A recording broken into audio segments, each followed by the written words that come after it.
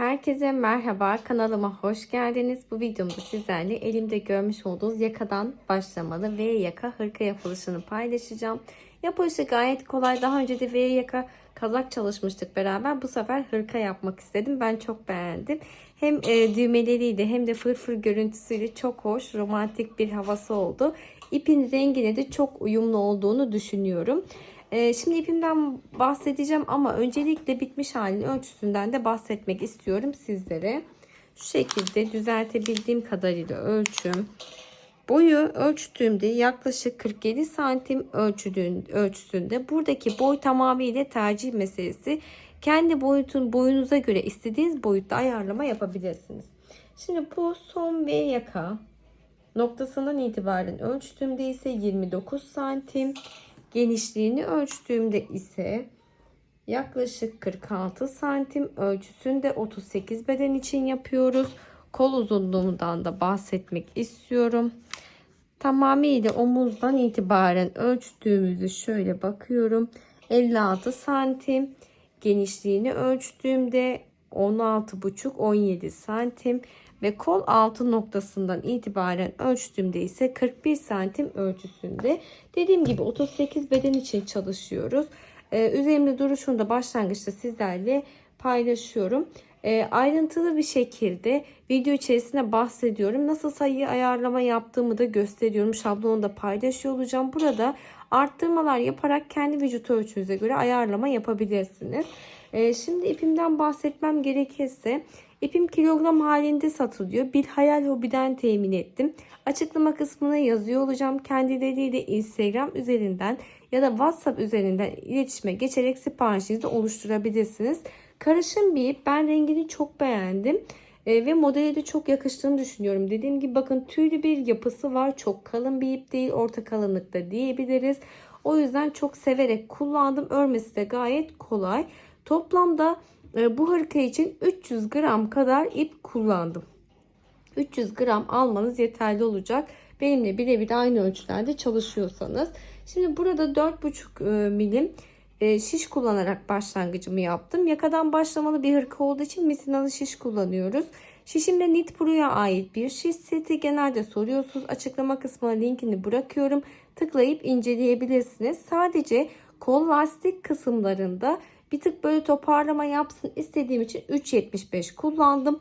Diğer bölümlerde hırkanın tamamında 4,5 numara şiş ile örgümüzün başlangıcını yapıp tamamlıyoruz.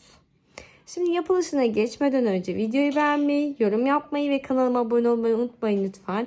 Instagram'da takip etmiyorsanız açıklama kısmına link bırakıyorum. Tıklayıp takip edebilir. Orada yaptıklarınızı beni etiketleyerek paylaşabilirsiniz. Şimdi beraber yapılışına geçelim. Yapılışına geçmeden önce nasıl sayı belirlemesi yapıyoruz ondan bahsetmek istiyorum. Ve ekran görüntüsü almak isterseniz şu şekilde yakınlaştırıp göstermek istiyorum. 2 tane şablonum var. Birincisi başlangıç şablonum. İkincisi ise arttırmada ulaşmış olduğum sayıları yazmış olduğum ikinci şablonum. Arttırma sonucu toplamda ne kadar ilmek sayısına ulaşıyorsak onu da buraya bu şekilde not aldım. Tabi sayılarda farklılık olacaksa sizin arttırma sayınızda da değişiklik olabilir. Burada sıra sayısı sayamıyoruz şiş örgüsü olduğu için sadece sizlerle ilmek sayımı paylaşıyorum. Şimdi burada 38 beden için çalışıyoruz. Daha önce hatırlarsanız V yaka kazak çalışmıştık. Bunu yine kazak şekliyle de yapabilirsiniz. Buradaki ayrım noktasında bir bütün halinde devam ettiğinizde kazak şekliniz oluşacaktır. Şimdi öncelikle 56 tane ilmek atarak başlangıç yapıyoruz ve burada sayı dağılımını nasıl yaptım? Bakın şöyle kısaca bahsetmek istiyorum. Öncelikle bir şablon oluşturuyoruz. Nasıl oluşturuyoruz bunu? Ben şöyle çiziyorum. Sırt parçam, kol parçam, kol parçası, şöyle ön ve yaka şeklimizi çiziyorum. Basit bir şablon. Buradaki bakın şu tam bağlantı noktalar bizim için bir tane ilmek. Burada arada isterseniz ikişer tane ya da üçer tane ilmek de bırakabilirsiniz. Ben arttırma noktam belli olmasın istediğim için bir tane ilmek bırakıyorum. Bunun hem sağında hem solunda bakın buradaki tüm bir tane ilmeğimizin hem sağında hem solunda arttırma yapıyoruz. Şurada da. Daha sonrasında bakın aradaki bir tane ilmeklerde herhangi bir arttırma yapmıyoruz. Bunlar hep sabit devam ediyor. Sağında ve solunda arttırma yapıyoruz. Burası önemli. Şimdi 26 tane ilmek sırt parçama verdim. Daha sonra 10 ilmek kol, 10 ilmek diğer kol için. Ön parçamda ise başlangıçta 3'er tane ilmeğim var. Bu şekilde şablonumuzu oluşturduk. 38 beden için olduğunu söylemiştim. Burada beden büyütmesi yapmak istiyorsanız buradaki sayılar için arttırma yapabilirsiniz. Örneğin buraya 2 tane ilave edebilirsiniz. Buraya 2 tane. Burası sabit kalsın. Çünkü V yaka olduğu için 3 tane ilmekle başlangıç yaparsanız görüntü olarak daha güzel gözüküyor. Ama içimiz rahat etsin istiyorsanız bir tane ilave edebilirsiniz. Dediğim gibi burada eşit bir şekilde arttırma yapmanız gerekiyor beden büyütmesi için.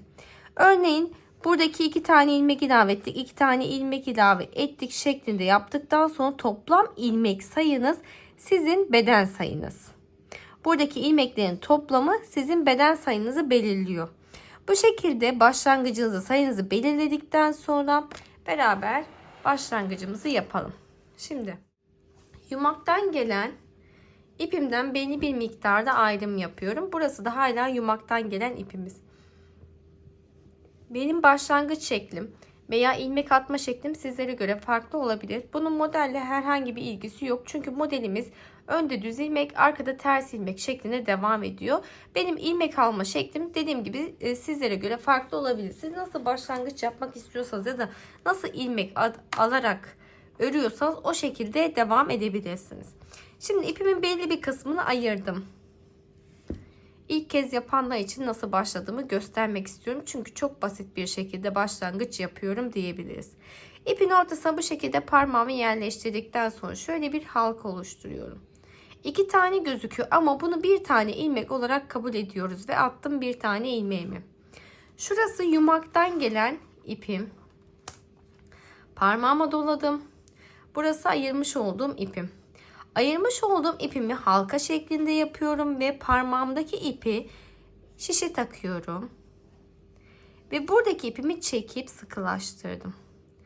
Döndürdüm. Bakın bir halka yapıyorum. Buradaki ipi alıyorum. İçerisinden geçirdim. Çektim. Döndürdüm. İpi aldım. Şişe takıp çekiyorum. Döndürdüm. Bakın ipi alıp şişe takıp çekiyorum. Bu şekilde 56 tane ilmeğe ulaşana kadar devam ediyorum. Toplamda 56 tane ilmeğe ulaştıktan sonra ilmek atmamızı bir tane şöyle düğüm atarak kapatıyoruz. Daha sonrasında ilk sıramızda tamamını ters örgü yapıyorum. İlk sıramızın ipim önde, önden çekiyorum ters ilmek. İpim önde, önden çekiyorum ters ilmek.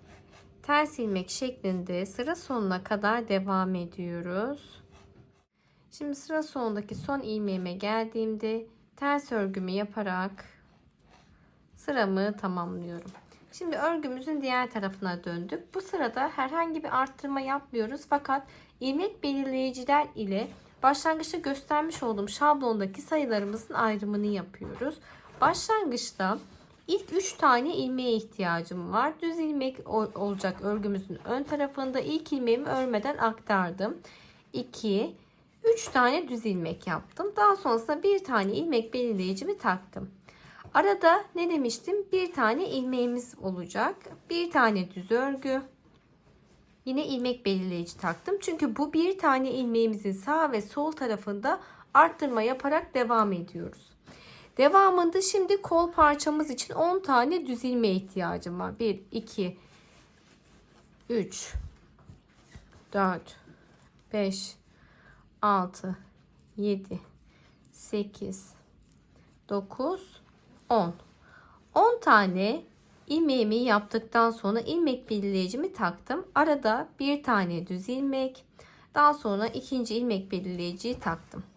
Şimdi kol parçamızı ayırdıktan sonra sıra geliyor sırt. Sırt bölümü için 26 tane ilmeğe ihtiyacım var. Düz ilmeğe 1, 2, 3, 4, 5, 6, 7, 8, 9, 26 tane ilmeğimi ördükten sonra ilmek belirleyicimi takıyorum. Aradaki bir tane ilmeğimi düz ilmek yaptım ve ikinci ilmek belirleyicimi taktım. Sırt parçamızdan sonra yine kol parçamız var. Kol için 10 tane ilmeğe ihtiyacımız var. 1, 2, 3, 4, 5, 10 tane düz örgümü yaptıktan sonra ilk ilmek belirleyicimi takıyorum. Arada bir tane düz ilmek ve ikinci ilmek belirleyicimi taktım. Devamında 3 tane ilmeğim kaldı. 1, 2, 3 tane düz ilmek yaparak sıramı tamamladım ve bu sıramızda bölümlerin ilmek dağılımını da belirlemiş olduk. Şimdi örgümün arka tarafına döndüğümde ters örgü yapıyoruz. Modelimiz bundan ibaret. Örgümüzün ön tarafına düz örgü, arka tarafına döndüğümüzde ters örgü. İlk ilmeğimi örmeden aktardım. Bakın ters yaptıktan sonra ilmek belirleyicimi aktardım. Bir tane ters örgü, ilmek belirleyicimi aktardım. Şimdi kol parçamdayım. Burada arttırma yapmayacağımızı söylemiştim. Hep ters örgü yapıyoruz ama ilmek belirleyicilerimizde kaydırma yapmadan hep aynı noktada aktararak devam edelim. Şimdi arka bölümü tamamladım. Geldim örgümün ön tarafındayım. Burada arttırma işlemi yapacağız. Nasıl arttırma yapacağımızdan bahsetmek istiyorum. V yakayı oluşturabilmek için bakın şurada beraber 3 tane ilmek bırakmıştık ya. Hem buradaki başlangıç noktasında hem de buradaki bir tane ilmeğimin alt noktasında arttırma yapıyorum. Yani V şeklini oluşturabilmek için başlangıç noktamızda da arttırma yapmamız gerekiyor. Bunu nasıl yapıyoruz? İlk ilmeğimi örmeden aktarıyorum. Birinci ilmeğimi. İkinci ilmeğimi örmeden bakın aradaki şu boşluktaki şu ipimizi çok sıkmazsak eğer kolaylıkla çekebiliyorsunuz. Bu aradaki ipimizi ilmek olarak şişe taktık. Daha sonrasında şişimi takmış olduğum ilmekten geçiriyorum. Düz örgümü yaptım. Bakın bir tane arttırmamı yapmış oldum burada. Yandaki ilmeğe geldim, düz örgü. Şimdi ilmek belirleyici öncesinde bir tane ilmeğimiz kalıyor ve burada bir tane ilmek öncesinde arttırma yapıyoruz. Yine bakın arada boşta duran şöyle iki tane ilmeğin arasındaki ipi alıyorum. Şişime taktım. Takmış olduğum ilmekten şişimi geçirip düz örgümü yapıyorum. Ve sonrasındaki düz ilmeğimi de ördüm. Sıra sonunda saydığımda 3 tane olan ilmeğim 2, 4, 5 tane ilmeğe ulaşmış oldu. İlmek belirleyicimi aktardım. Aradaki bir tane ilmeğimiz bir tane kalmaya devam ediyor. Diğer ilmek belirleyicimi aktardım. Şimdi sağında arttırma yaptım. Sonunda da arttırma yapmam gerekiyor. Bir tane ilmeğimi ördüm. Daha sonrasında bakın şu aradaki ipi çekiyorum. Şişe ilmek olarak taktım. Daha sonrasında düz örgü yaparak arttırmamı yapmış oldum. Şimdi düz örgümüze devam ediyoruz. İlmek belirleyici öncesinde bir tane ilmeğimiz kalana kadar hemen ilerliyorum. Bakın bir tane ilmeğim var. İlmek belirleyici öncesinde. Şimdi aradaki ipi çekiyorum. Çekmiş olduğum ilmeği şişe ilave ettim. Daha sonra yine şişimi geçirdim. İpimi arkadan çekerek düz örgümü yaptım. Yandaki ilmeğimi de düz örgü yaparak tamamladım. Şimdi bir tane sağda bir tane solda arttırma yaptığımız için 10 tane olan ilmeğimiz 12 tane ilmeğe ulaşmış oldu. İlmek belirleyicimi aktardım. Aradaki bir tane ilmeğim düz örgü. Yine ilmek belirleyicimi aktarıyorum. Bir tane ilmeğimi ördükten sonra aradaki ipi çekiyorum. İlmeğimi şişeye taktım. Daha sonra yine şişimi geçiriyorum. İpimi arkadan çekerek düz örgümü yaptım. Devam ettim. Şimdi diğer ilmeklerimi düz örgü olarak örmeye. Şimdi burada ilmek belirleyici öncesinde bir tane ilmeğim var. Bakın aradaki boşluktaki ipimi çektim. Şişe takıyorum ve takmış olduğum ilmeğimden şişimi geçirip düz örgümü yaptım. Sondaki ilmeğimi de düz örgü yaparak buradaki bölümü tamamladım. Burası sırt parçamız. Sırt parçamızda 26 tane ilmeğimiz vardı. Bir tane sağda bir tane solda arttırma yaparak 28 tane ilmeğe ulaşmış olduk. İlmek belirleyicimi aktardım. Aradaki bir tane ilmeğim düz örgü. İlmek belirleyicimi aktardım. Sonrasında bir tane düz örgümü yaptım. Şimdi kol parçamızdayız. Aradaki bakın ipi çekiyorum. Bunu şişime ilave ettim. Daha sonrasında tekrardan şişimi geçiriyorum. İpimi arkada çektim. Düz örgümü yaptım. Ve birinci artırmamı yapmış oldum kol için. Devam ettim düz örgü yaparak. Hemen ilerliyorum.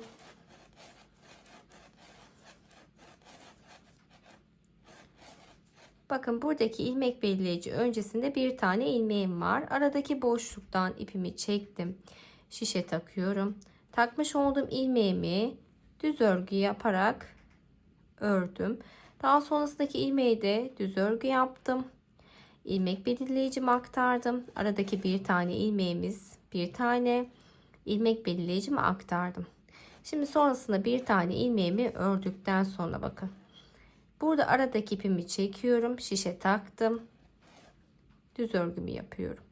Devamında bir tane ilmeğim düz örgü, sıra sonunda bir tane ilmeğim kaldı. Başlangıçta hatırlarsanız ilk ilmeğimi örmeden aktarmıştım. İkinci ilmeğime geçmeden arttırma yapmıştım.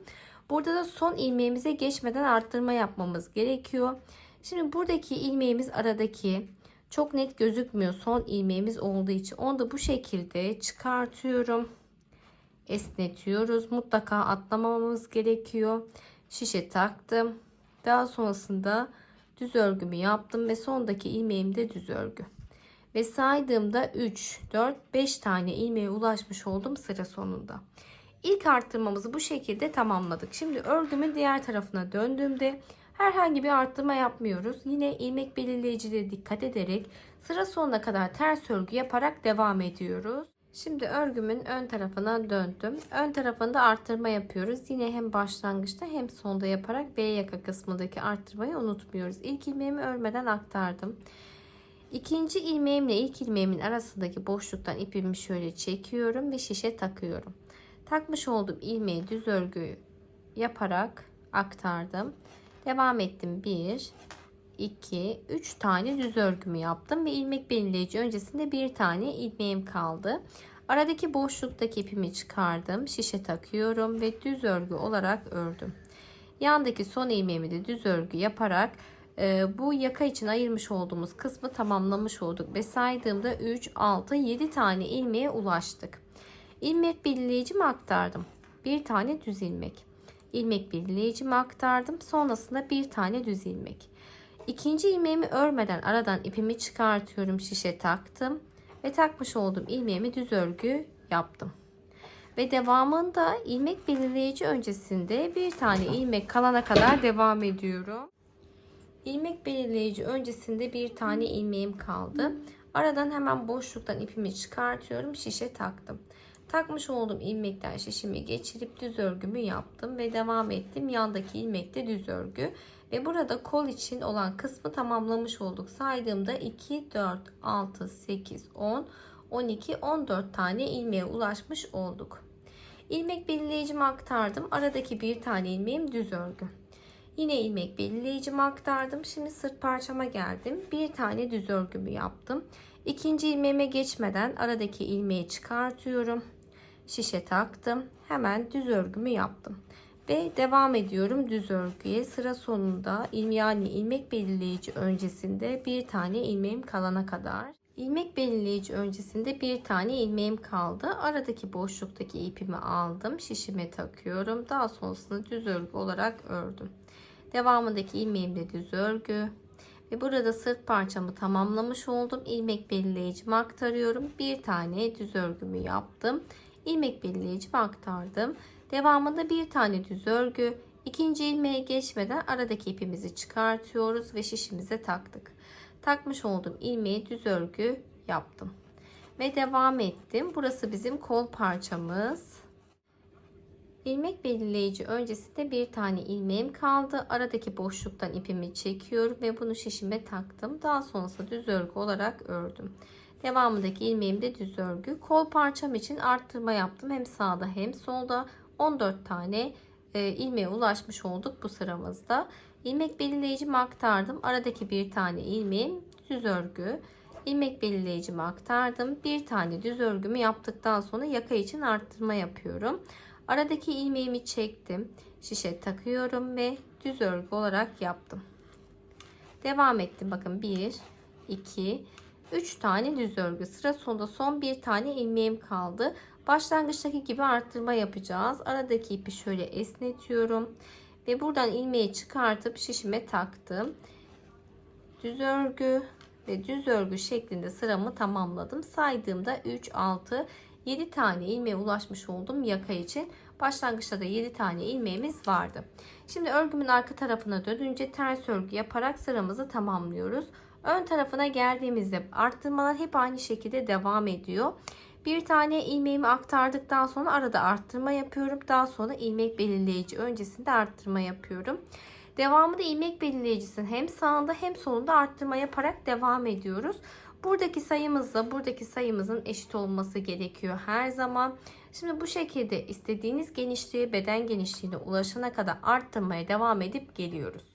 Şimdi yeterli uzunluğa ulaştım. Burada sizlerle arttırma sayımı da paylaşmak istiyorum. Şablonumuzu başlangıçta göstermiştim. Son haliyle bakın bu şekilde oldu. Öncelikle ön parçam 3 tane ilmekle başlamıştım. 47 ilmeğe ulaşana kadar arttırmaya devam ettim. Diğer ön parçamda yine aynı şekilde 47 tane ilmek. Kolda 10 ilmeğimiz vardı. 54 ilmeğe ulaştım.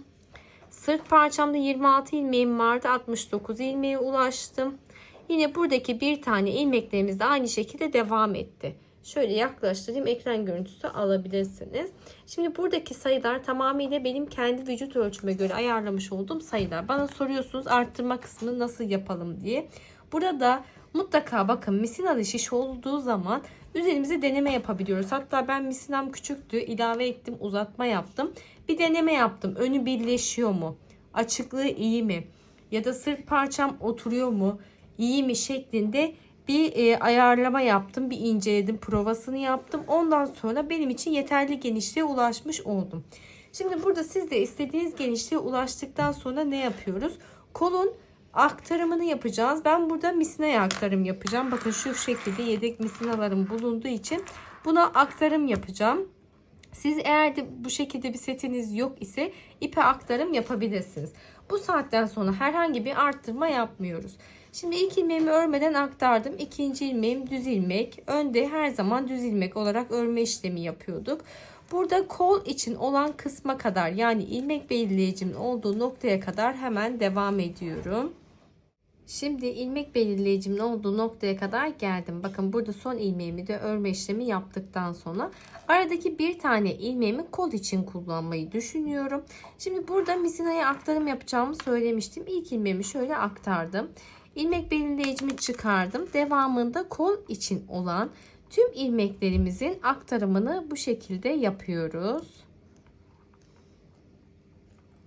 İlmek belirleyicim olduğu noktaya kadar ilmeklerimi çıkardım. Bakın bu şekilde kolun ayrımını yaptıktan sonra. Şimdi buradaki bir tane ilmeğim sırt parçama kaldı. Aradaki bir tane ilmeğim. Hemen şöyle ilmekten şişimi geçirip düz örgümü yaparak geçişimi yaptım. Devam ediyorum. Diğer ilmek belirleyicimin olduğu noktaya kadar sırt parçamı örmeye. Şimdi buradaki ilmek belirleyicim olduğu noktaya kadar geldim. Hatırlarsanız buradaki bir tane ilmeğimi sırt parçama ilave etmiştim. Buradaki bir tane ilmeğimi de eşit olabilmesi için sırt parçam için örüyorum. Daha sonrasında sonraki ilmeğimiz kol için olan bölümü ise kol için olan kısmı misinaya aktarımını yapıyoruz. Hemen diğer ilmek belirleyicinin olduğu noktaya kadar. Burada ilmek belirleyicinin olduğu noktaya kadar geldim. İki ilmeğin arasında bir tane ilmeğimiz vardı hatırlarsanız. O bir tane ilmeğimi şimdi kola ilave ediyorum. Çünkü başlangıçta da kola ilave etmiştim. Daha sonra sırt parça kısmında olanı sırta ilave etmiştik. Eşit olması için buradakini de kola ilave ediyorum. Ve burada hemen şöyle misinanın ağzını ilmeklerimiz kaçmasın diye kapatıyorum. Ve devamında ön parçam için olan buradaki tüm ilmeklerin, bakın kolu çıkarttık, arada artık bıraktık. Buradaki ön parçam için olan ilmeklerin hepsini düz ilmek olarak örmeye devam ediyorum. Şimdi şunu söylemek istiyorum. Bu noktada mutlaka yönünüzün aynı olması gerekiyor. Bazen karıştırıp ters döndürmüş olabiliyorsunuz. Bazı kişiler döndürmüş olabiliyor. Bunu devamında düzeltemiyorsunuz. Sökmeniz gerekiyor. O yüzden bu şekilde örgülerde dümdüz ilerlemeniz gerekiyor. Bakın şurada kolun ayrımını yaptık. Dümdüz bir şekilde devam ediyoruz. Şimdi sıra sonuna kadar devam edelim. Şimdi sıra sonuna kadar geldim ve bu şekilde parçamızı bakın tamamlamış olduk. Kol ayrımını yaptıktan sonra sadece gövdeye devam ediyoruz. Örgümün arka tarafını döndüğümde ters örgü, ön tarafını döndüğümde ise düz örgü şeklinde devam ediyorum. Ta ki istemiş olduğunuz gövde uzunluğuna ulaşana kadar. Şimdi gövde için istediğimiz boyuta ulaştıktan sonra sıra geliyor lastik başlangıcına. Gövdedeki lastik için şiş değişikliğine gitmiyoruz. Sadece koldaki lastikte toparlama yapsın diye 3.75 kullandım ama gövde kısmında 4,5 milim şiş ile devam ediyorum. Çünkü ben gövdede lastik toparlayıcı çok hoşuma gitmiyor. Ama dilerseniz toparlasın, daha sıkı bir lastik olsun isterseniz burada 3.75 şişe geçiş yapabilirsiniz. İlk ilmeğimi örmeden aktardım. İkinci ilmeğim için ipimi öne aldım. İpim önde, ters ilmek. İpim arkada, düz ilmek. İpim önde, ters ilmek. İpim arkada, düz ilmek. Bakın. Bir ters, bir düz. Ters, düz. Ters, düz şeklinde sıra sonuna kadar devam ediyoruz. Son ilmeğim ters ilmek yaparak sıramı tamamladım. Örgümüzün diğer tarafına döndük ve lastik için ikinci sıramızdayız. İlk ilmeğimi şöyle döndüremedim. Aktardım şişime. İkinci ilmeğim ters ilmek olarak gözüküyor. Ters ilmek. Üçüncü ilmeğim düz ilmek olarak gözüktü. Düz. Bir sonraki ters, düz, ters, düz şeklinde devam ediyoruz. Şimdi birinci sırada bir düz bir ters lastik kısmını oluşturduktan sonra devamında ne görüyorsak, yani bir aslarda ne yapmışsak düze düz, terse ters ilmek şeklinde devam ediyoruz. Ta ki istemiş olduğumuz lastik genişliğine, uzunluğuna ulaşana kadar. 11 sıra boyunca git gel yaptım. 12. sıram örgümün ön tarafında. İlmeklerimi toparlayarak artık hırkamızın gövde kısmını tamamlayacağız. İlk iki tane ilmekten şişimi geçiriyorum. İpim arkada düz ilmek olarak çektim. Çekmiş olduğum ilmeği şişe takıyorum. Yanına bir tane daha aldım. İkisini beraber çektim. Çektiğimiz ilmeği şişe takıyoruz. Yanına bir ilmek daha, ikisini beraber çektik. Şişe taktım.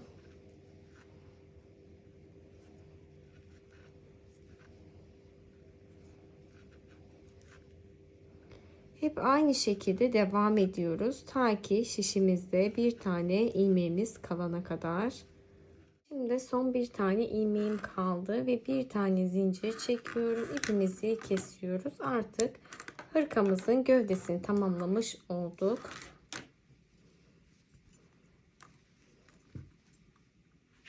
Şimdi sıra geldi kol başlangıcına. Koldaki hemen misinamızın ucuna şişlerimizi ilave ediyoruz. Takıyoruz. Hemen hızlıca şöyle değiştiriyorum.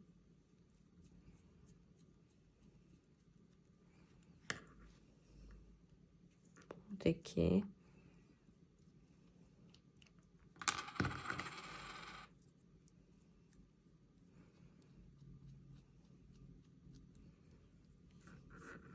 şişlerimizi ilave ettikten sonra ipimizi aldık. Burada bir tane tığa ihtiyacımız var. Ben 4 milim tığ aldım elime. Bir tane zincir çekerek başlangıcımı yaptım. Şimdi nasıl başlangıç yapıyoruz? Bakın buradaki sağ taraftaki şişimin hemen önünden ilmek çıkartarak ilave etmeye başlayacağım. Burada arada boşluk var. Boşluktan toplamda 5 tane ilmek çıkartmamız gerekiyor. Şimdi şöyle ilk boşluktan tığımı geçirdim. İlmeğimi çekiyorum ve bir tane zincir çekerek başlangıcımı yaptım ve ilmeğimi şişe takıyorum. Şöyle düzelttim. Birinciyi ilave ettim. Hemen yandaki boşluktayım. İkinci ilmeğimi aldım. Şişe takıyorum. Bir sonraki boşluktayım. 3 bir sonraki boşluktayım. 4 ve bir sonraki boşluğa geldim. 5 tane ilmek ilave ederek buradaki şişime kadar geldim. Şimdi İpimiz burada olduğu için buradan itibaren örme işlemine başlıyoruz. En son ilave etmiş olduğumuz 5 tane ilmeğimizi burada örüp sıramızı tamamlamış olacağız. Hemen şöyle şişimi düzeltiyorum. Misinayı diğer taraftan çekip tam orta bir nokta bulursanız misinanızı bu şekilde ayarlama yaptığınızda her zaman aynı noktada geçişinizi yapabilirsiniz. Şimdi ilk ilmeğimiz düz ilmek. Aslında tüm ilmeklerimiz düz ilmek, düz örgü yapıyoruz. Şöyle ipim arkada düz ilmek yaparak devam ediyorum. Şimdi bakın burada sıra sonunda ilave etmiş olduğum 5 tane ilmeğimi de örüp birinci sıramı tamamlıyorum.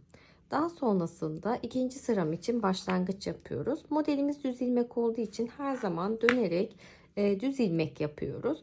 Bu şekilde istediğiniz kol boyutuna ulaşana kadar devam edip gelelim.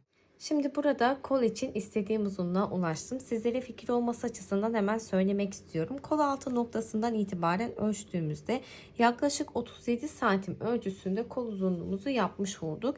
Yeri gelmişken genişliğinden de bahsetmem gerekirse 16 santim genişliğinde. Şimdi burada istediğiniz boyuta ulaştığınız kol için ne yapıyoruz? Ben uzun bir lastik yapmak istediğim için 37 santim benim için yeterli oldu. Kol lastiği için burada şişimizi değiştiriyoruz. Ben 3.75 kullanacağım. Normalde örgümü 4.5 numara şiş ile örme işlemi yapmıştık. Burada 3.75 şişe geçiş yapıyorum. Çünkü lastik kısmı bir tık böyle toparlasın, daha dar olsun istediğim için. Eğer elinizde daha küçük şiş yok ise yine aynı numara şiş ile de devam edebilirsiniz. Dediğim gibi ben daha dar bir lastik istediğim için 3.75'e geçiş yaptım. Şimdi burada hemen şöyle düzeltiyorum misinamı. Ve ilk ilmeğim ters ilmek. Düz. Ters. Düz. Ters. Düz. Ters. Düz. Ters şeklinde sıra sonuna kadar devam edelim. Şimdi lastik için toplamda 14 sıra boyunca gittim. Bakın geniş bir lastik çalışmış oldum. En son kon ölçümü tekrardan sizlerle paylaşıyor olacağım. Lastik dahil ölçüsüyle. Şimdi burada tüm ilmeklerimizi toparlama işlemi yapıyoruz. İpimi arkada tutuyorum. 2 tane ilmekten şişimi geçirdim. İpimi tek seferde çektim. Çektiğim ilmeği şişe takıyorum. Yana bir tane daha ilmek aldım. İkisini beraber çektim. Çektiğim ilmeği şişe takıyorum. Yanına bir tane daha aldım. 2 tane ilmeğimi tek ilmek olarak çektim. Çekmiş olduğum ilmeği şişe takıyorum. 2 ilmeği tek seferde çekiyorum.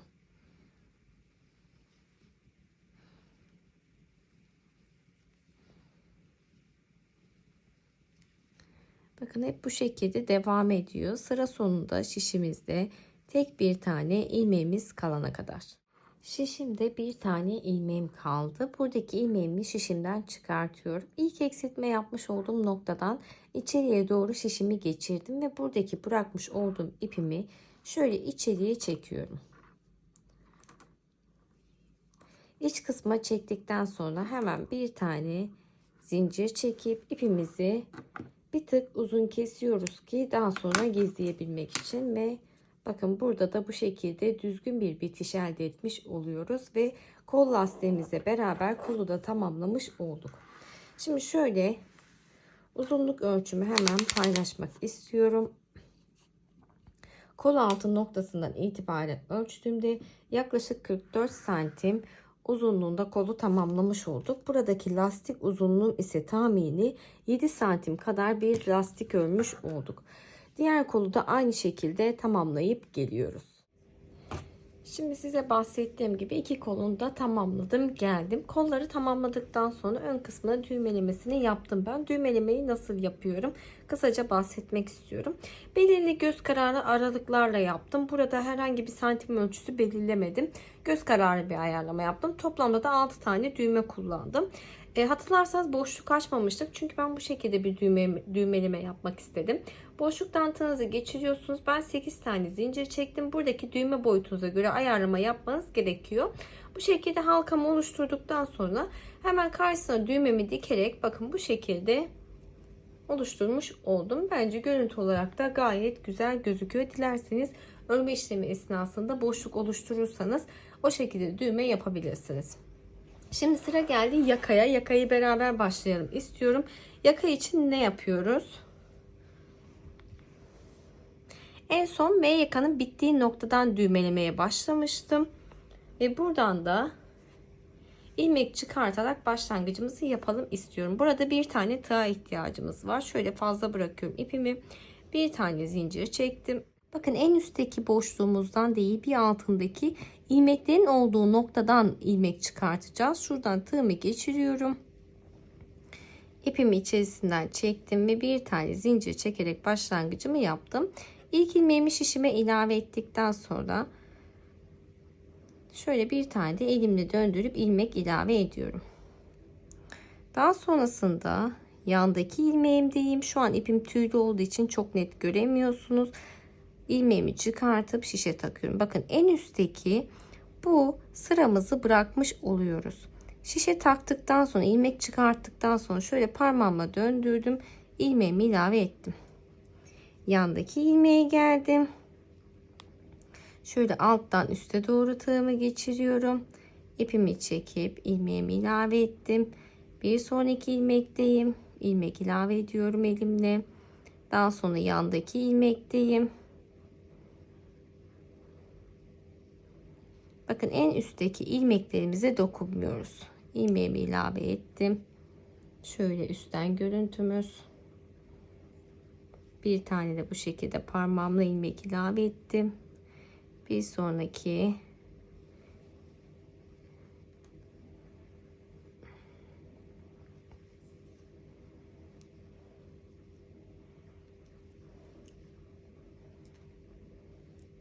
bir tane ilmek çıkartıyoruz. Bir tane arttırma yapıyoruz. Şöyle bir bakmak istiyorum. İlmeğimiz kaymasın. Bir tane ilmek çıkardım. Bir tane ilmek ilave ettim.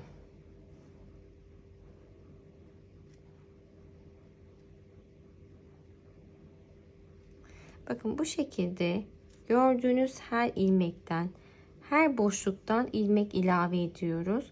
Sadece şöyle dönebilmesi için fırfır görüntümüzün en üstteki noktamızı bırakıyoruz. İlmeğimi ilave ettikten sonra bir alttakindeyim.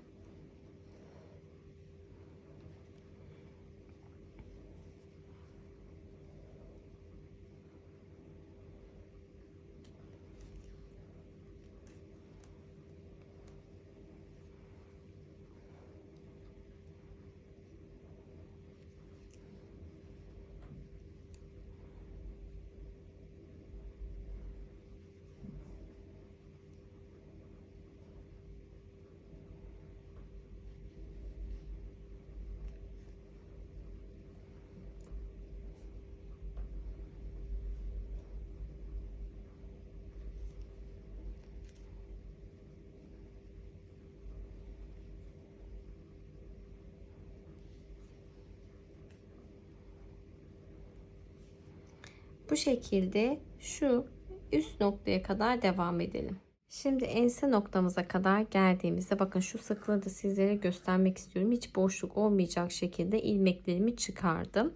Burada da aynı şekilde devam ediyoruz. Çünkü bir bütün halinde öreceğimiz için arka parçamızda da bir tane ilmek çıkartıyorum. Bir tane arttırma yapıyorum.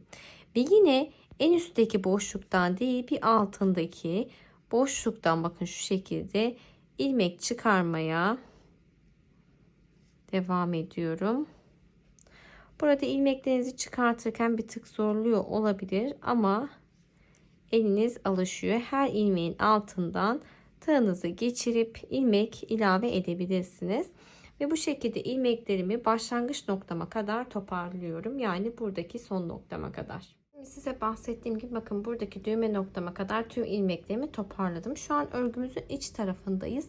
İç tarafındayız ama bu şekilde kıvrım olacağı için, yani örgümüzün ön tarafında olacağı için burası fırfır kısmının düz kısmı diyebiliriz. O yüzden düz örgü yapıyoruz. Örgümüzün ön tarafında düz örgü yapıyoruz. Şöyle ipimi arkaya aldım.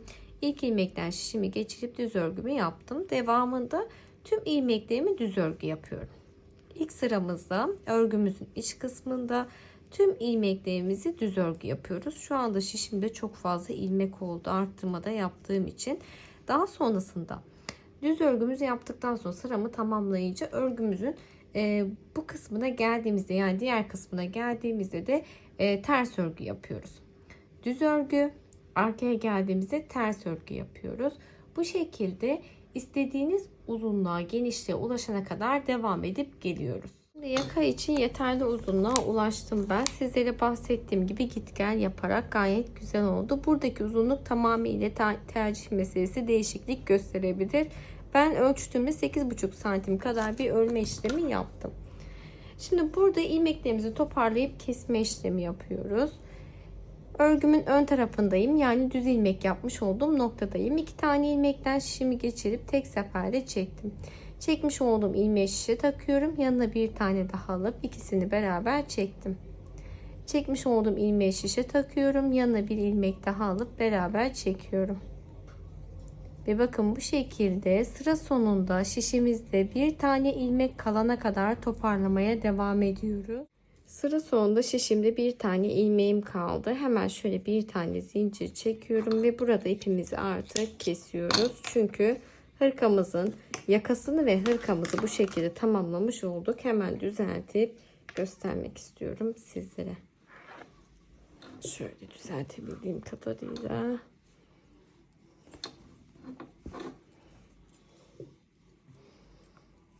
Bakar mısınız? Gayet sevimli ve şık bir hırka yapmış olduk. Ben çok beğendim. 38 beden için çalıştık. Videoyu beğenmeyi, yorum yapmayı ve kanalıma abone olmayı unutmayın lütfen. Bir sonraki videoda görüşmek üzere. Hoşça kalın.